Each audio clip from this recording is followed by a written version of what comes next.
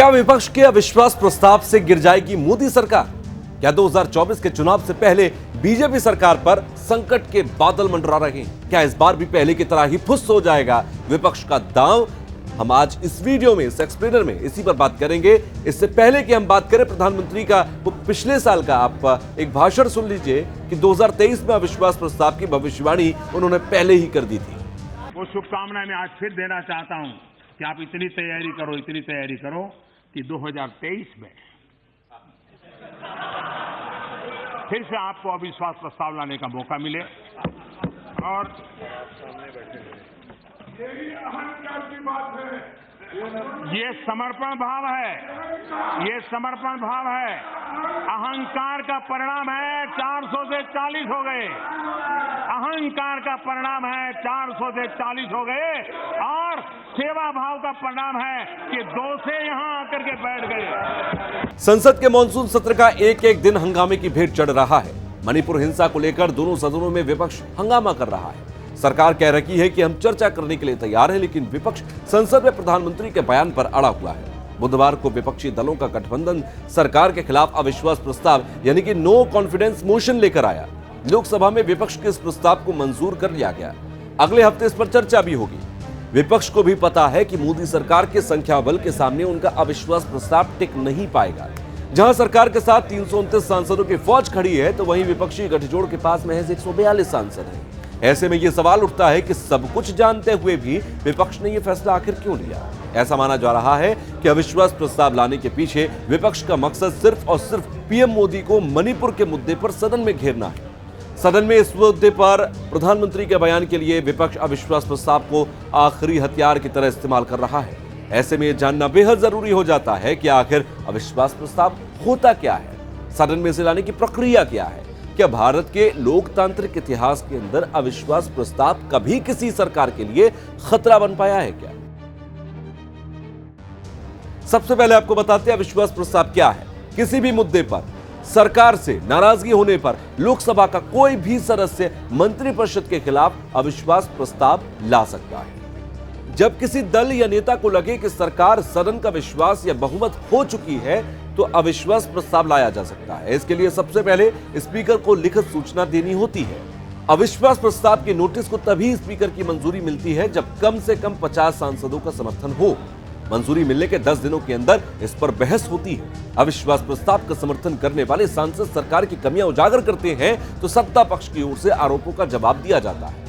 बहस पूरी होने के बाद वोटिंग भी होती है। अगर लोकसभा में मौजूद सांसदों के संख्या बल के आधे से ज्यादा सांसद प्रस्ताव के पक्ष में वोट करते हैं, तो सरकार गिर जाती है। इसके उलट अगर ज्यादातर सांसद खिलाफ में वोट करते हैं, तो सरकार सत्ता में बनी रहती है। अविश्वास प्रस्ताव हमेशा विपक्ष की ओर से ही लाया जाता है और इसे सिर्फ लोकसभा में ही पेश किया जा सकता है।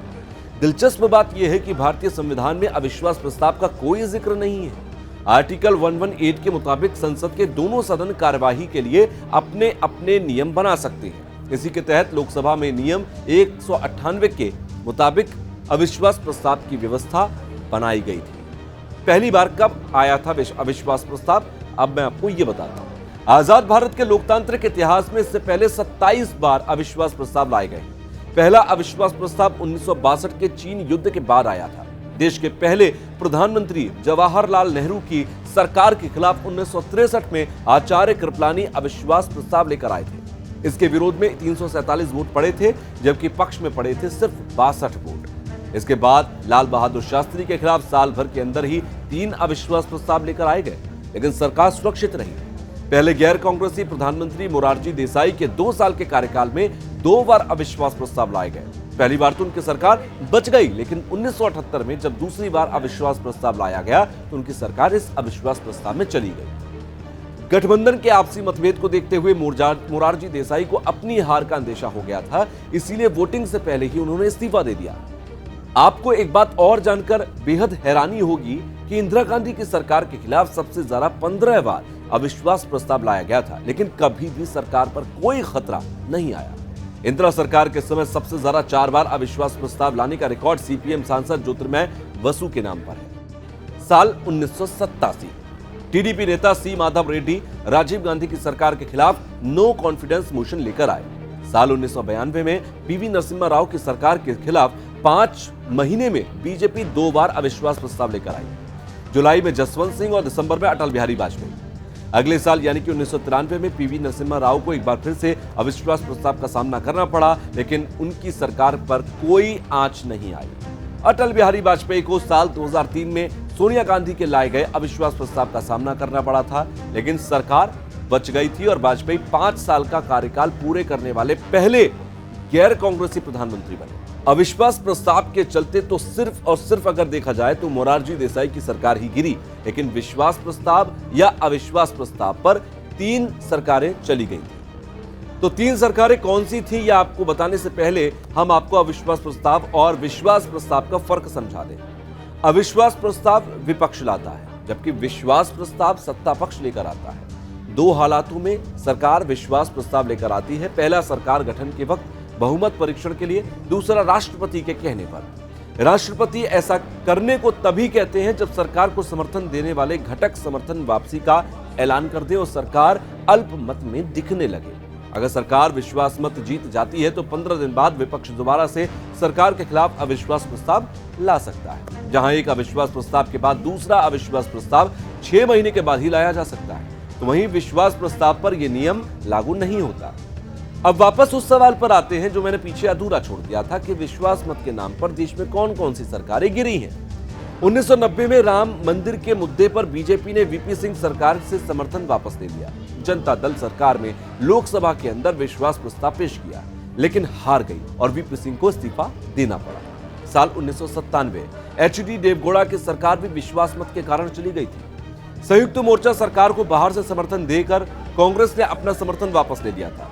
देवगौड़ा सरकार अल्पमत में आ गई और विश्वास मत पर वोटिंग तो हुई, बट पक्ष में सिर्फ 158 जबकि विरोध में 292 वोट पड़े। महज 46 सीटों के साथ 13 दिनों के समर्थन से प्रधानमंत्री बने और देवगौड़ा को इस्तीफा देना पड़ा। वो सिर्फ 10 महीने का कार्यकाल पूरा कर पाए थे। अब आया साल 1999, केंद्र में दूसरी बार आई अटल बिहारी वाजपेयी की सरकार और 13 महीने हो चुके थे। सरकार की सहयोगी जयललिता की पार्टी AIADMK ने कुछ वजहों से अपना समर्थन वापस लिया। सरकार अल्पमत में आ गई तो अटल बिहारी वाजपेयी को विश्वास मत पेश करना पड़ा। वाजपेयी जी को सरकार बचा लेने का पूरा भरोसा था। आखिरी समय में बीएसपी सुप्रीमो मायावती ने अपने सांसदों को सरकार के खिलाफ वोट देने को कहा। फिर भी वाजपेयी को नंबर गेम पर भरोसा था, लेकिन वोटिंग के वक्त उड़ीसा के मुख्यमंत्री बन चुके गिरधर गोमांग को लाकर कांग्रेस ने खेल बिगाड़ दिया।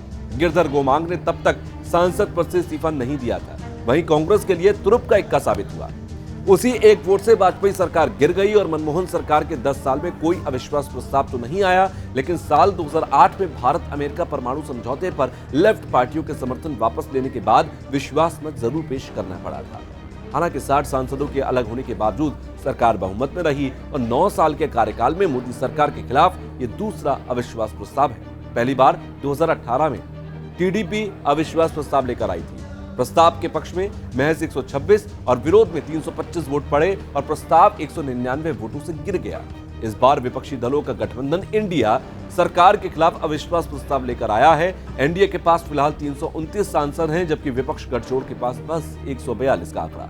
22 सांसदों वाले जगन मोहन रेड्डी की वाईएसआर कांग्रेस ने भी अविश्वास प्रस्ताव के खिलाफ वोटिंग का ऐलान किया है। बीजेपी, टीडीपी जैसे दलों ने भी सरकार के खिलाफ आने की उम्मीद जताई है। तो वहीं ऐसे में लोकसभा के अंदर सरकार के संख्याबल को देखते हुए इस प्रस्ताव का गिरना 100% तय माना जा रहा है।